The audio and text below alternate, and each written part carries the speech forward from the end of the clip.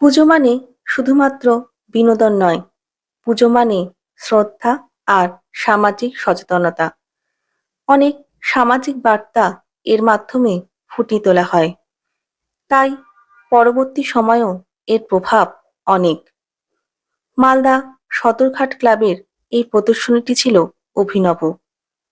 সেই অতীত থেকে বর্তমান পর্যন্ত সমাজে নারী আজও অর্থমূল্যে বিবেচিত হয়।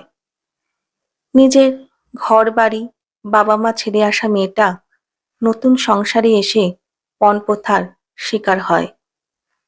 সমাজ অনেক এগিয়ে এসেছে, আধুনিক হয়েছে, যুগ এসেছে ইন্টারনেটের। আমরা মঙ্গলে পৌঁছেছি, কিন্তু আজও এই কুপ্রথা থেকে সমাজকে সম্পূর্ণরূপে কলঙ্কহীন করা যায়নি। একটি মেয়ে একটি পরিবার গড়ে তোলে, সমাজ গড়ে তোলে, দেশ গড়ে তোলে, অথচ সেই মেয়েকেই পণপ্রথার বলি হতে হয়।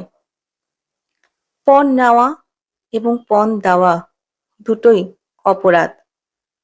এর জন্য সমাজে আইন রয়েছে, অপরাধীদের শাস্তির বিধান রয়েছে।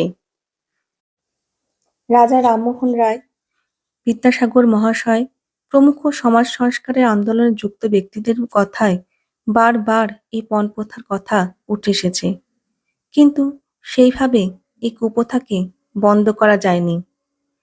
আগামীতে সমাজ এই নির্মমতা থেকে মুক্তি পাক, প্রতিটি নারী স্বনির্ভর হোক, সচেতন হোক আর সুখী হোক।